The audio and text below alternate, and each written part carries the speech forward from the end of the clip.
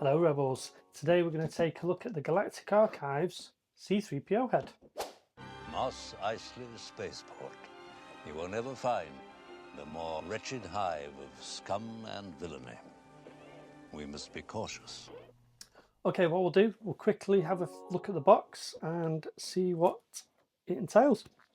So as you can see on the front, you got the classic C-3PO head. You can't fail to recognise who this character is. It comes in the Galactic Archive style box, the one with the raised print of all Star Wars symbols. We turn it around and you can see that on this particular helmet, so it's a particular sculpt. It's not a helmet, you can't wear it. It's a display piece on this head. You can take the covers off and have it looking like C-3PO in the sequels. The bit where he's trying to translate the Sith. That's the back of it. That shows you a little bit more that you can take the thing apart. We'll have a look at that in a minute. And then just another image of C-3PO's head. On the top of the box is the Star Wars logo. So as I say, this is Galactic Archive series. So what we'll do now, I'll get hold of the head and I'll show you what it does. Okay, so this is a C-3PO head. So as you can see, it's an absolutely incredible sculpt. The number one problem with this is it's a fingerprint magnet. That shine is brilliant. Now, again, I've seen some people weathering them and make them a bit duller. I love this fresh, clean, out the factory look.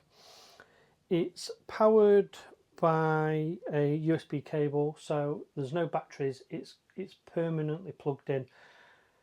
That's a little bit of a downer for me. It would have been nice to stick it on the shelf, be able to have it on. I've got round the fact by, the cable's black, so I stick it on my shelf. I can divert the cable around the back and I plug it into a power bank. Press the power bank on, flick the switch, and it's working. So I've got my power bank here. What we'll do, I will turn this bad boy on and we'll show you what it does. Okay, so the head comes with the cable. It's roughly, I'd say, 1 meter long, so it's got a decent amount on it. You can tuck a power bank out the way. It plugs into the back here, then you have the cable there. I put it into my power bank, turn my power bank on, and then flick the switch and it should turn on. So you see, so the eyes light up and it's ready to go. So you control this. It's quite sensitive really. It's got a little panel on the head, you tap it, although I've discovered it works by putting your fingers in his mouth as well. My little boy keeps poking his fingers in his mouth for some reason and it works. So I'm not sure exactly how many sayings on this, but I keep hearing new ones, so I'll get some that repeat. It doesn't particularly follow any particular cycle. It's quite random, but if you tap it... I'm quite beside myself. We seem to be made to suffer. It's our lot in life. I'm going to regret this. I have a bad feeling about this. Take care, my little friend. My parts are showing. My goodness. Oh. Will this never end? Oh. Where is everybody? This is madness. Sir, my first job was programming binary load lifters, very similar to your evaporators in most respects. So there you get the idea. So there's loads of phrases. There's the classic introduction of I'm C-3PO protocol droid. There's all sorts. There's sayings, like I say, that keep coming up that I didn't realise or didn't hear before. So have a play with it. It's brilliant to have on your shelf. You can unplug it, plug it in. You just flick it at the switch. Like I say, the switch at the back turns it off. Turn it back on. So off, on, and you're there. So what I'll do now is I will... Take care, my little friend. There you go, that's how sensitive it is. I'll just flick it off while we're doing this. So yeah, it says touch the head, but as you saw then, I touched the sides and it went. So it's pretty sensitive. Okay, so how you take it apart, you unplug the power first. So I've not done this, this is the first one. And it says rotate the ears. Okay, it says one. On the other side, there's the other. And then it should, so head comes off there, is quite tight. There we go. Okay, so this is it taken apart. The detail on this is amazing. I love this. It's got all the different coloured wiring. It genuinely looks like internals. Now, up close, you can tell it's a little bit plasticky. It's not actual wire. There's only one or two that are actual wires. Yeah, but this is the look. What does that do? I wonder what happens if you undo that. Anyway, we're not going to do that. Yeah, so this is the look from the sequels. I like this look. This would look good displayed like that. However, I'm not going to. So I'm going to plug him back in. Turn him back on. And you can see his eyes light up yellow. And I'm quite beside myself. We seem to be made to suffer. It's our lot in life. I'm going to regret this. I have a bad feeling about this. Take care, my little friend. so as you can hear, it's repeated. My parts are showing. My goodness. There you go. So on the side, just flick it back off while we do this. So on the side here, there's, where are we? This purple cable.